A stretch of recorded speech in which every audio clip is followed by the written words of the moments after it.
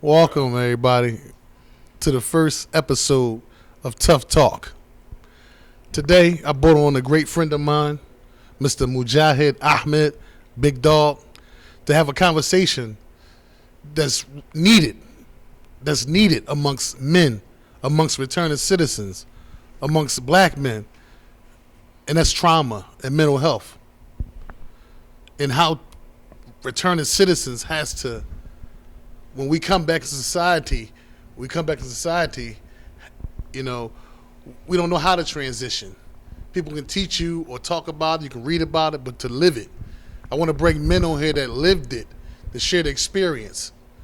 And this is a great friend of mine, man. You know, man, I really appreciate you coming on the show, having this conversation with me, man. You know I love you, man. Ain't no ifs, ands, or buts about it. Love you too, bro. Yeah. You know, but now I want to talk about, like, our decision making. You know what I mean? It's important that the youth understand that there's men out there that made poor decisions, but we had enough courage to recognize it, to stand up and be different than the stuff that we laid down in our past. And we don't live like that anymore. And that's one of the reasons why, you know, I gave you this opportunity to come on this platform to share it with me, to share with them. You know what I mean? Your first, your onset of the choices and the things you decide to do in society, what shaped that? What shaped you, the criminal young you? If it wasn't, for jail right now, I wouldn't be who I am now. I got tired of going to jail. I got tired of the same shit. I want to talk about before you even went to jail. How did you make those decisions? I mean, you could say I was a product of my environment. I lived in an environment where there was crime, where there was drug use, where there was abuse, where there was physical abuse, where there was mental abuse. You know what I mean? Yeah. Like, what made you become an angry black man like I call you? We're going to call it what we're going to call it. We're going to keep it 100. Angry black man, man. Angry black man. This is the first angry black man that I want to bring on this show, man. You know, for y'all to see what's going on with this angry black man. I made a lot of poor decisions as a young, you hear me? My mom was, she was the best thing that happened to a lot of people, you hear me? She brought me up right. I made my own foolishness watching the people running the streets, the old heads. And I also used to get bullied. That turned me out. Major topic, stay woke. Yeah, that, bullied. I was getting bullied all the time. It never failed. I cut school just so I wouldn't get bullied. Sit in the alley, play with cats. Yeah. Real shit. And I ain't want it no more. So I came back. I'm protecting ones getting bullied, going at the bullies. Then it was just fuck school. Now I'm out here. Whoever won it, and I took it from there, man. It's poor decisions. And it's important that you brought that up. You know, that's something I didn't even bring. You know, in society right now, we have a lot of children subjected to being bullied. And a lot of kids, man, suffering inside. Because they're crying out, trying to get somebody to recognize that I'm being bothered. I can't go to school. They want you to toughen up. I can't just be right off the back tough. A lot of these young boys ain't in them. So you got to let them know it's cool not to have it in you. But we going, what's the word I'm looking for? We going nurture. We going to train, cultivate not them. train. You got to nurture and cultivate them. Nah. Yeah, that's definitely a good way of putting it. Yeah, good way of putting it. And it's just I want people to understand and stay woke the fact that the way that bullying affected Mujahid, the bullying, he went into a place where he secluded himself. So this is trauma. The bullying traumatized him so much that he went and played with what's friendly, pets. Played with the pets, helping the pets in the alley. He was honest. This is tough talk, man. We're gonna be honest. We're gonna peel back the onion of everything, the way we made our choices in life. So you saying that, made you want to come back and help all bullies. And nobody probably didn't even, those getting bullied.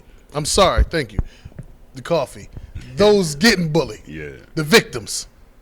So you came back and you started a life And it's that went out of control for real, because that the Now attitude you had with the now aggression it's going that with you had everything, going against at everything. the bullies, now it's against society. So when you need money, you go take it Aggressively. because that made you that aggressive. So how do you, as a grown man, after learning these coping skills, how did you turn it around to take that aggression and channel it in a different direction? Can you give them that? Because some young man being bullied is listening right now. Some young lady that's being bullied is going to listen to this. The aggression. How do you just stop? How do you channel it? How do you work through it? What coping skills did you learn to work through?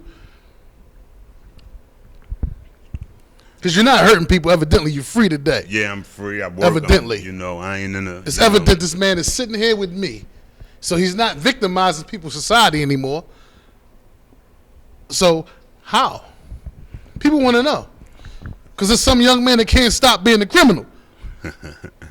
Real rap? Rap. It was my mom, you hear me?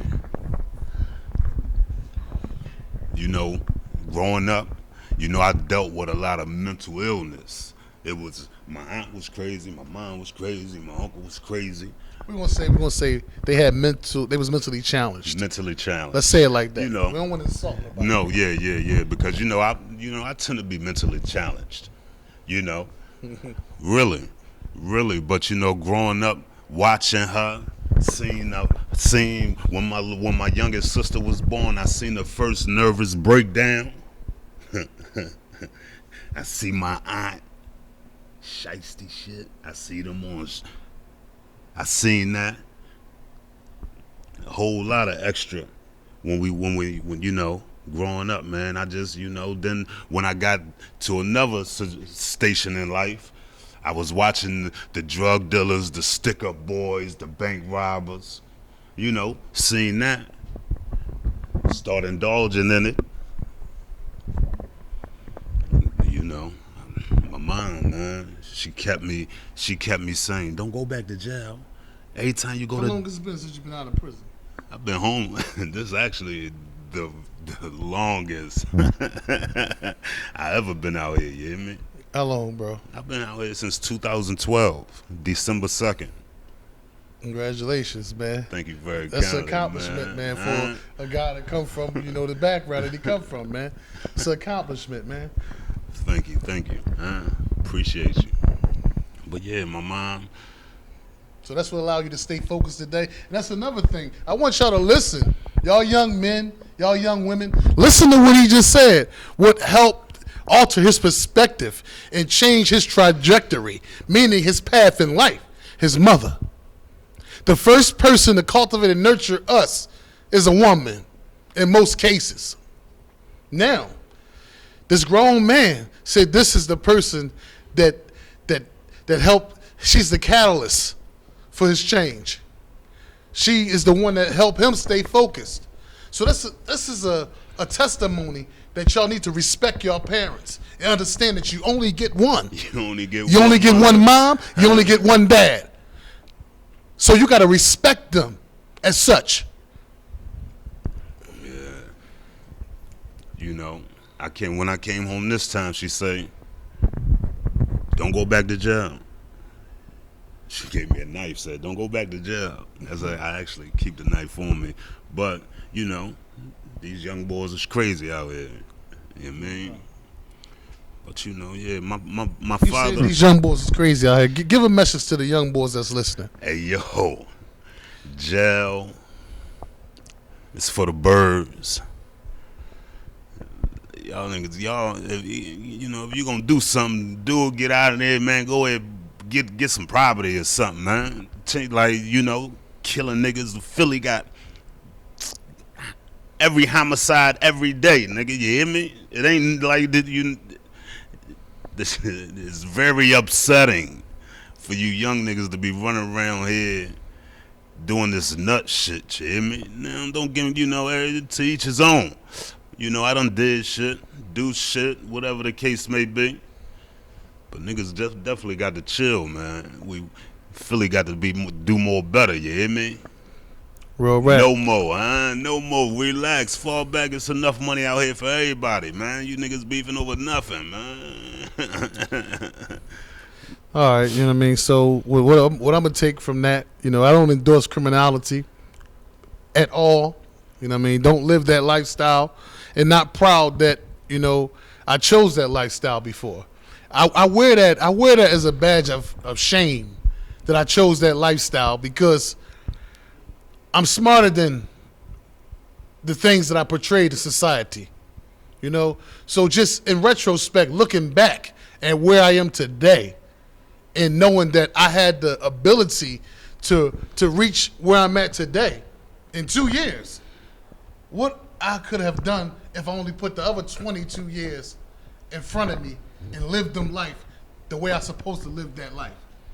You know, making the right choices. But honestly, you know, the choices I made in life shaped who I am today.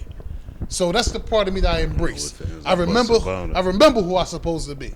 I remember that I'm great. Greatness, you know, is what I seek. You know what I mean? So I try to teach that to the youth. You know, I try to give them that. Be a beacon of light. That you can make poor decisions in your life, but you got to change.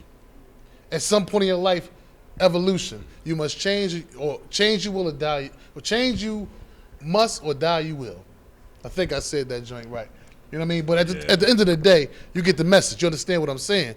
So it's important, man, that we grab onto our future, man, the youth, and that we cultivate, nurture them. Don't leave it to their parents to cultivate, nurture them, but partner up with their parents to cultivate and nurture them. Well, shit, it's a lot of shitty parenting out here. No doubt. Unfortunately. Ain't no book on that stuff, bro. There's no book on this. Tough talk. We're going to talk about it. Yeah. Ain't no book on how to be a parent. There's no manual on how to be a father. There's no manual on how to be a mother. So our people do the best that we can with what we got. And I respect that. I mean, I respect the transition that people make in their life. I respect the poor decisions they make in their life, because it's them and they got to live their life. And this is what make the world go round. Everybody doing their own thing. You know what I mean? In their own lane. True, if it's whatever you're doing. But hopefully if you stuck in the mud, you can come out that mud. I mean, you can have an epiphany and wake up and realize that, put down the mediocre and pick up greatness. Stop doing mediocre shit. Yeah. I mean, and reach for greatness, because it's within us. I would never thought that I'd be on my own talk show. You know what I mean? Shout out to Korean the Dream, man. The man that had a vision. Yeah. The man that seen me in this position. See, out here I'm operating. I don't have a lane out here. I'm not stuck into a lane, a box. We think outside the box. Anything, any opportunity is my lane. No, any opportunity to be great is my lane. Any opportunity to get to my people and say the babies is my lane. Babies. Say the babies. That's my lane. It's my lane to be a superhero. It's my lane. I'm a superhero, bro. Right. I'm a superhero who's been traumatized in the beginning of my life. Like most superheroes. Think about Batman in the alley. Real parents killed right in front of him. Real right. By a robber. Superman grew up without a father or mother. Spider-Man, uncle. He could have stopped the boy that killed his uncle, but he didn't. Decision making. He let the boy go by because he was mad. He's angry. Fuck that nigga. But his powers brought about a great responsibility. Now with my power is knowledge. Yeah. And with that knowledge brings about a great responsibility on me. Now that I understand, I know how to counsel people. I know the tenets of getting to a person, explaining their life, listening to them, giving that ear, being there for them, partnering on plans. You know I specialize in some things. You dig me? I've never been a specialist at nothing. But now I specialize in some stuff. And it's all for my people. And I put myself out there for my people.